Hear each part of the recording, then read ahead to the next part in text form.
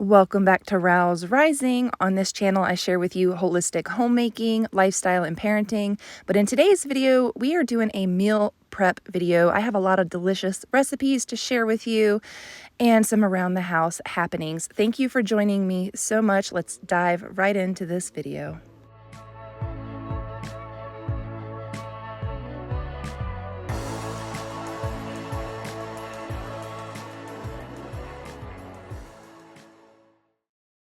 It's nearly fall, y'all, and if you've already had a pumpkin latte, then you might be really excited about it. I, on the other hand, could do without this chilly weather that we've been experiencing. Our summer was very short, it felt like. This is a cabinet I am opening up from Sakota's, and it is one that I'm going to be using as our homeschool cabinet. So I've got to get it put together so that we can put all the kids' school books away in one place. And this cabinet is beautiful. It complements our dining room just perfect. We are going to fill these shelves with all of the kids' homeschool items. So everything is in one place. So I'm not running around like a chicken with my head cut off trying to find everybody's books, which we haven't put in the cabinet yet, but it's coming. So we just have some items in there, the CD player that we use to listen to the kids' history, and some places to put the books, and we're all set. This cabinet is linked in the video's description. All right, this is the crisp crumble topping for fruit. You can use any kind of fruit you like. It's delicious with anything, but today I'm going to use canned peaches because I don't have fresh peaches and I'm trying to get myself in the mood to can my own peaches again. So we're just going to use canned peaches from the store, and I just sloppily wrote this all down from subscriber Lenny Corser. Thank you so much, Lenny, for this delicious recipe. So that's what we're going to be cooking up right now. These are all of our ingredients. Okay, so we've got the perfect flour blend. It's a 1-to-1 substitute. We've got some almond flour, peaches, salt, cinnamon, a whole stick of butter. That's right, that's right. We also are going to grab some sugar and get some sugar in the mix. This recipe calls for brown sugar, and because I don't use a lot of brown sugar here, I just make it so that way it doesn't turn rock hard in my cabinet. So to every cup of sugar, you're going to add about a teaspoon to 2 teaspoons of molasses. I'm using blackstrap molasses, and it made a lovely dark brown sugar. Next, I'm going to throw in my butter, and this is half a cup of unsalted butter, but I am doubling this recipe, so that's why you see 2 cups of sugar there. That is why you see a full cup of unsalted butter. So we cubed that up, and it was still really firm. So then we dumped it into the sugar, and we're using our whisk to kind of break the butter up into even smaller pieces, because that's where we're going to get our crisp in the crumble topping. So next, you can use all-purpose flour, but I am using the 1-to-1 gluten-free flour. And for Lenny's recipe, you're using a half a cup of all-purpose flour and then 1.5 cups rolled oats. I doubled both of those there. We are doing 1.5 teaspoons of cinnamon, doubled for this recipe, and a 1/4 teaspoon salt. But if you use salted butter, you may not need salt. We like salt. We used salted butter and added the salt. We also threw in some shredded coconut, which is not in the original recipe, but I had some left in my jar and I had to get the jar emptied out so I can do a pantry restock. So I threw the rest of the coconut into this mix. And once it's all mixed together, we are going to dump it on top of fruit. If you're using fresh fruit, you don't really have to add the extra juice. These are canned peaches, so I left the juice in with the peaches, and that just helps get absorbed into some of the oatmeal, and it just makes a really delicious, crisp crumble fruit dish that I love. And I love it so much that I do it with all different types of fruit. So here you see the peaches, and then in a moment, I'm gonna share with you the berries. We went and picked some blackberries off of a bush that we found and made a delicious blackberry plum cobbler as well. So I guess we can call this a cobbler. I was calling it a crisp crumble, but if you're from the South like me, we know these as cobblers. Sometimes though, people will take like a cake mix and pour it on top of their fruit and call that a cobbler. But this is the kind of cobbler where it's more like a granola mixture on top. But it is delicious. So these are the beautiful blackberries that we picked, and those are going on top of some plums that we picked up from a local free farmer's market or produce stand that our state has all over the state, and I think other states do this as well, but during the summer months there is a produce stand and we can get free produce, whatever is in season. They had a box of plums, which I've already processed, and these are what were left over, so we're using them to make a breakfast on this particular morning.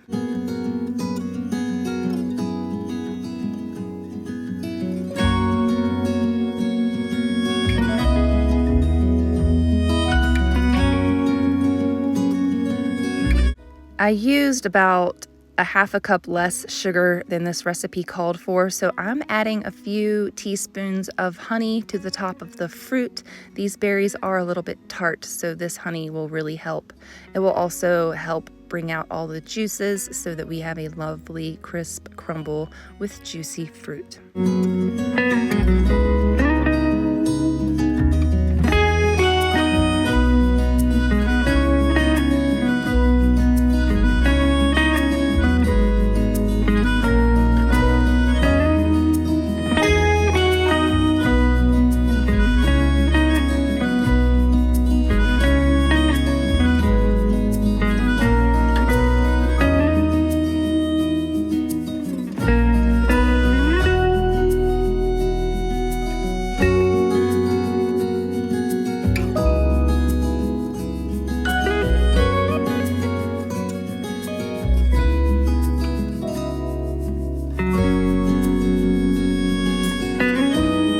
I have a video, it's a short if you need the recipe, and it's called Stop Flipping Pancakes, where I teach you how to make, not even teach you, I just show you that you can pour your pancake batter into a sheet pan and bake it in the oven at 350 degrees so that you're not standing over the hot stove flipping pancakes.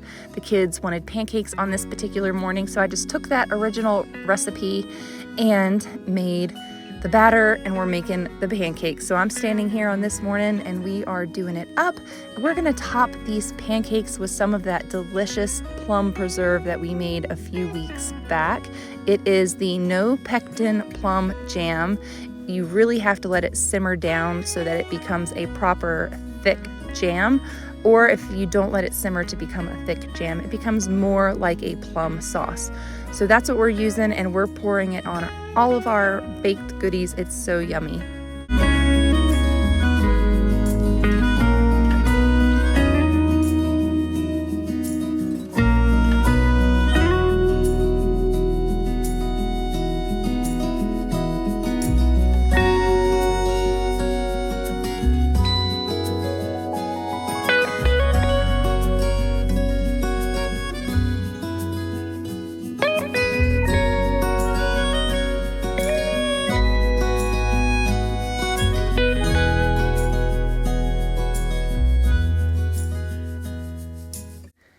It is time to make some bread for the kids. So I make them gluten bread, just standard loaf of bread. And I have my standard loaf of bread recipe on my channel, but I'm gonna go ahead and go over these measurements with you because it's really, really easy. And I make this almost every other day for my family so that we can have peanut butter and jelly or almond butter and jelly sandwiches, ham sandwiches, whatever kind of sandwiches. So you start out with 1 2/3 cup of water. You add 4 tablespoons sugar, 2 teaspoons salt. We're gonna do 4 tablespoons of olive oil. Then I'm gonna add about 1/4 cup of oats. Next, we're gonna do 4 cups of flour. You can use all-purpose flour, or you can use fresh milled wheat berries. And then we're gonna do 2 teaspoons of yeast on top. And I add everything in this order. And then I take it to my bread machine and I just select one of my standard loaf recipes that's around 2 hours. So this particular recipe I cook in 2 hours and 18 minutes. So it's a fairly quick loaf of bread and it turns out beautiful every single time. You can also do a wheat setting and that will take about 3.5 hours on your bread machine. So just be mindful. You just want to play with the recipe and what settings on your bread machine, depending on your bread machine, and see which one makes the best loaf. Don't be afraid to try a recipe. And if the loaf comes out looking wonky but edible, it's a success.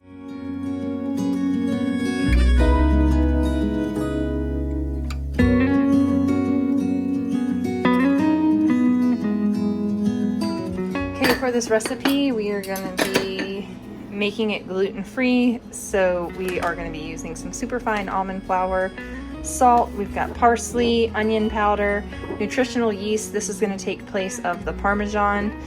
We've got some garlic that we're going to chop up, an egg, some pepper, and some ground beef. We're going to cook these meatballs at 350 degrees Fahrenheit, and the oven is preheating. This is a gluten-free, dairy-free recipe, so you can make it for that new mom in your life, you can make it for a friend that is sick, and you can make them, half of it can go in their freezer, or your own freezer even. So you can have this for yourself and make some for later, but it's just a really versatile recipe that's great for a lot of people, especially those with diet restrictions. So I'm gonna just rattle off the recipe here. If you have a pen and paper, write it down. I will snap a picture at the end. If you need to screenshot that, if that's easy, it'll be my chicken scratch. This is a busy mom here, y'all. I'm gonna give you my chicken scratch and you're gonna make your meatballs. It's gonna be delicious. 1 pound of beef, 1 large egg, 3/4 cup of almond flour, 1/4 cup of nutritional yeast or Parmesan, 1 teaspoon onion powder, 2 teaspoons of garlic minced, 2 tablespoons parsley, I'm using dried, 1/8 of a teaspoon ground pepper, 1/2 a teaspoon salt. You are going to roll these up into balls with about a tablespoon of meat mixture and bake at 350 degrees for 25 to 30 minutes. Now, a note about this recipe. Clearly, I've doubled it. So you guys know around here, I double, triple,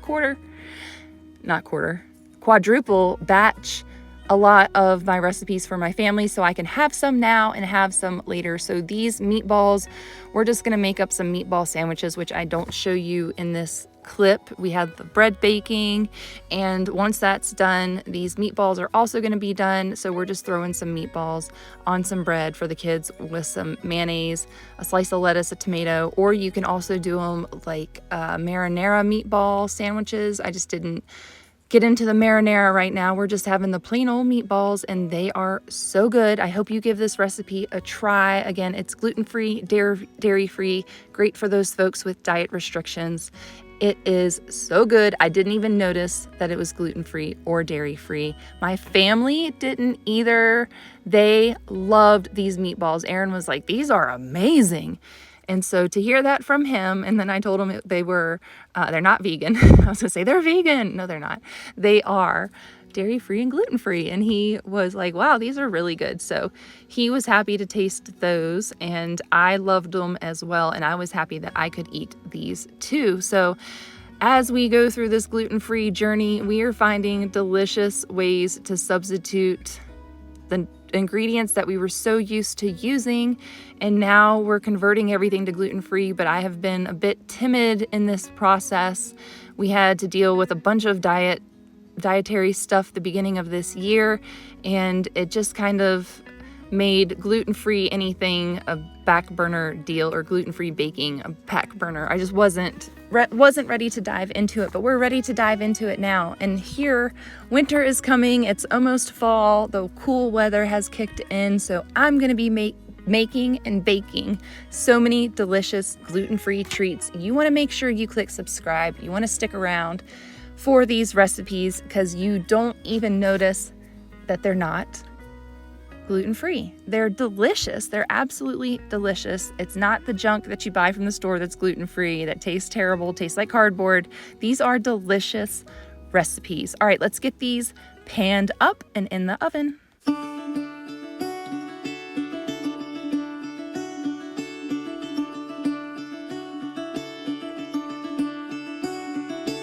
Caught behind Venetian blinds, out of reach for the city lights. This ain't where I belong. Hey, look at me, man, what I've become. I've been running east, looking for a sunset, digging deep since '99. What I thought was gone was sitting in my pocket in plain sight all along. time for me to go, burn all bridges. All I know, I got lost along the way, fell between the foam, pulling stitches. I scoop out all the meat haphazardly onto my tray, and then I'm gonna put my gloves on because I have stitches in my thumb, or I'm not sure if on this day the stitches are still there, but I've got to keep my wound protected, so I'm gonna put gloves on. And then what you do is you put olive oil on your hands, and the olive oil prevents the meat from sticking, so all the meat stays in the meatball and you're good to go. But that's the trick when you're rolling up meatballs. Use a spot of olive oil. Those lost old eyes and my crooked little heart that seems so rebellious is falling apart right now. I'm bleeding an easy kill, gonna leave it all behind. I think it's time for me to go, burn all bridges. All I know, I got lost along the way, fell between the fold, pulling stitches. Time to let go, so come on. These are beautiful lemon cucumbers we got from a neighbor. Thank you so much for these, Anna.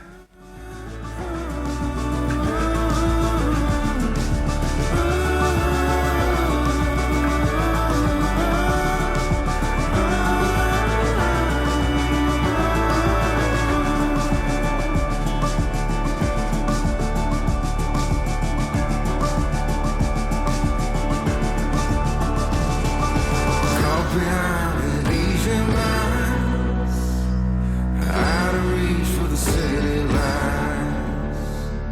This ain't where I belong. Look at me, mama, what I've become.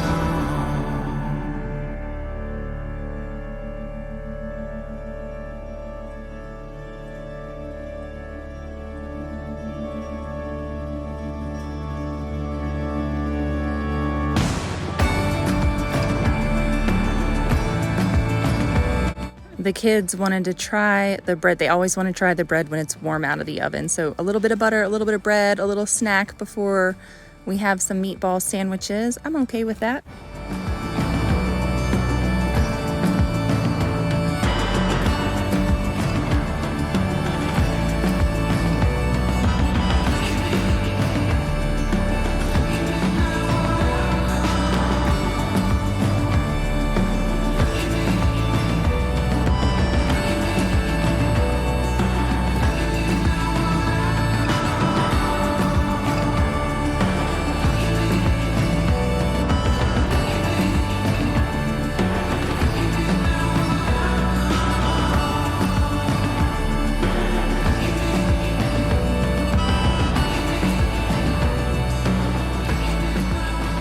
Next up, we are going to make what I call fast food, or food really fast for dinner on those busy, hectic days when you need something nutritious, quick, and easy to make for dinner. This is one of my go-tos, beans and rice. So I'm making my rice right now, and I use bone broth or chicken broth or whatever kind of broth I have on the shelf that I've preserved. And I throw that in. It's about 4 cups of broth with 3 cups of rice, about a half to a full teaspoon of salt. And there's a little bit of water in there as well, about a cup of water. So we're going to get this rice going, and then we're going to head over to our shelves. We're going to grab a can of beans or jar of beans. And this is actually, you see the jar right there with the green lid. It is a recycled jar that I canned these beans in. And yes, I reused the lid. This was an experiment for me. I was like, I wonder if this lid and this jar, I knew the jar would work, but I was wondering if I could reseal the lid, and it absolutely did reseal. So don't be afraid to save your jars and lids from the grocery store, from your food from the grocery store. It's free containers for your food. And yes, you can reuse the silicone or the lids with the silicone ring on the inside. You just need to make sure that it's not cracking and crumbling. As long as it is a supple seal, some heat. If you just throw it in some hot water, it will bring the seal back to life, and then you can reseal another jar. But, it is not USDA recommended. I'm just sharing with you what I've done. That worked for me. It was an experiment. However, it is not recommended by the USDA, and a lot of other people do it.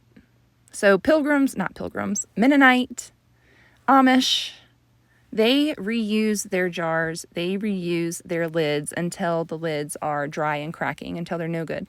So right here we have some choke cherries. These are some choke cherries we picked off of a tree, so we foraged these. They were free. Choke cherries do not taste good raw. They are not delicious. They are so bitter, they can choke you. Seriously. So we use these to make choke cherry jelly. But on this day, I am just processing them. So I'm pulling them off the stem and I'm going to throw them into a Ziploc bag just as they are right now. They're going to go in the freezer for the next couple days, and then I will take them out. I'm going to wash them really good with hot water, throw them into my Instant Pot, and make choke cherry jelly. The jelly comes out fuchsia. It's a beautiful, beautiful pink colored jelly that has a unique flavor. It's delicious. I haven't made it in a few years because the last couple years the choke cherry trees were not prolific at all. They really suffered. I don't know what happened in the last couple years, but this year all the choke cherry trees are bursting. I could have gotten way more, but I didn't because of time, and I was picking elderberries that day, so I didn't get more than what I got. I got about a gallon bag's worth. So now we're going to do all the meal prep for tonight's dinner. I'm going to shred up some of this cabbage and some other goodies to go on our very simple bean and rice bowls. Dinner can be simple, you all. So I've got the black beans heating up on the stove. You see we have an avocado there. We're going to shred up this cabbage here into nice thin slices, and then we're going to have a delicious meal. So easy.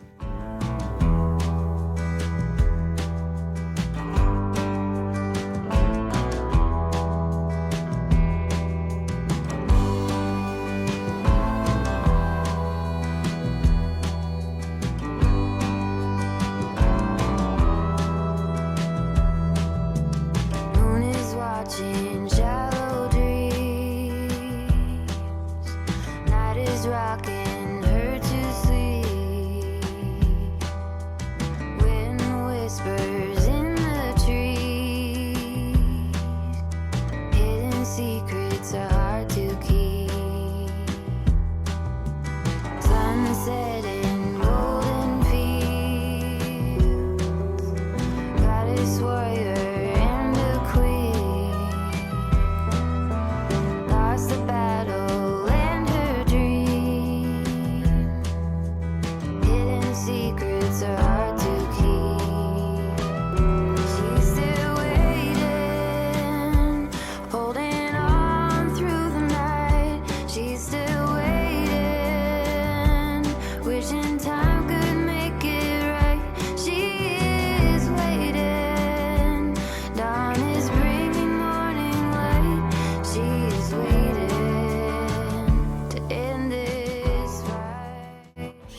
This is an easy one-pot meal. You can use whatever vegetables you have, but we're going to use the 3-onion pepper blend, or the 3-pepper onion blend. We're also going to throw in some rotel, garlic, celery. We might put in some cauliflower because we have some of that, but I just haven't decided yet. We also have some extra onions, no salt pork bone broth, uncured Polish pork kielbasa, and we are going to chop everything up, throw it in the Instant Pot, and let it cook. And we're gonna have a delicious dinner in 15 minutes. Holding on through the night, he's still waiting, wishing time could make it right. He is waiting, dawn is bringing morning light. He's waiting to end this fight.